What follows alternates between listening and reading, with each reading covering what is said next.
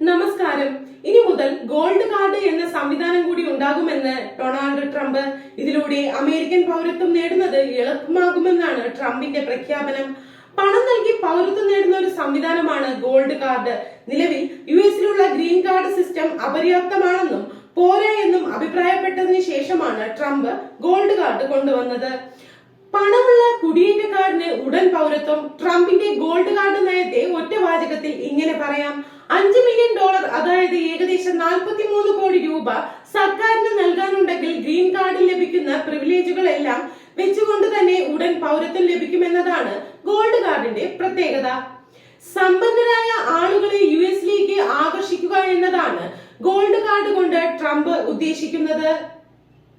ഇവർ രാജ്യത്ത് വൻ നിക്ഷേപം നടത്തുകയും ഇതുവഴി രാജ്യത്തിനും ജനങ്ങൾക്കും പുരോഗതി ഉണ്ടാകുമെന്നും ട്രംപ് പറയുന്നു. 2 ആഴ്ചയ്ക്കുള്ളിൽ ഗോൾഡ് കാർഡ് പുറത്തിറങ്ങുമെന്നാണ് ട്രംപ് പറഞ്ഞിരിക്കുന്നത്. നിലവിൽ യുഎസ് പൗരത്വം നേടാൻ കുടിയേറ്റക്കാർക്ക് മുൻപിലുള്ള ഏക വഴി ഗ്രീൻ കാർഡാണ്. 1992-ലാണ് ഈ EB-5 പ്രോഗ്രാം യുഎസ് കൊണ്ടുവന്നത്. ഈ പ്രോഗ്രാമിന് കീഴിലാണ് ഗ്രീൻ കാർഡ് വരുന്നത്.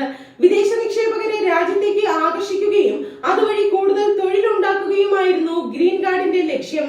ഇപ്പോൾ കൊണ്ടുവന്നിട്ടുള്ള ഗോൾഡ് കാർഡ് ഗ്രീൻ കാർഡിനെ എന്തെങ്കിലും രീതിയിൽ ബാധിക്കുമോ എന്നത് ഇപ്പോഴും വ്യക്തമല്ല.